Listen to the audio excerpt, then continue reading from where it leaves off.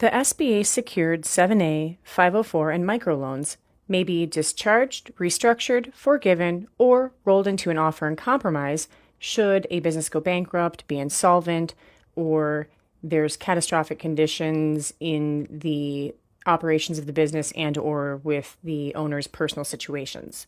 When it comes to the secured COVID EIDL loans, though, they are specifically ineligible for all of those things, and they remain indefinitely tied to the owner or owners, no matter if the business goes bankrupt, business assets are seized and sold, or the owners go personally bankrupt themselves. The COVID EIDL loan did not exist pre-pandemic. It was specifically invented to assist small businesses during a global catastrophic crisis. It makes sense, though, because after all, the SBA is the organization that is supposed to have advocacy for and represent small businesses. So the SBA created a lifeline for small businesses. So why is it that the conditions of this lifeline are different than the loans that were given out when times were good? Shouldn't it be, if anything, the other way around? More stringent requirements when you have an abundance of resources, not I'm going to follow you until you die looming debt, no matter what your circumstances are, and you will be owned by the state type of a situation when you were forcibly shuttered.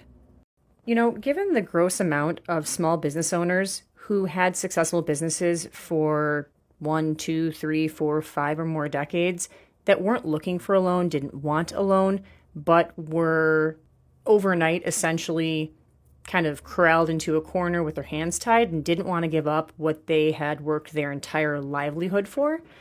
It's almost like a predatory loan of sorts, some conditions that you would expect from like a payday cashing or a payday check advance place, not from an organization that is supposed to assist, counsel, aid, and protect small business. So in summary, if you are a business that received a secured SBA loan pre-pandemic or even a new business after the pandemic, if it's a 7A, 504, and microloan, if you fall upon rough times, the consideration is there and the SBA will work with you to possibly reduce and or forgive your loan entirely. But if you received a secured COVID EIDL loan, you don't receive any of that because it's 0% your fault and you had 0% control over a global pandemic. Does this even make sense? Is this real life?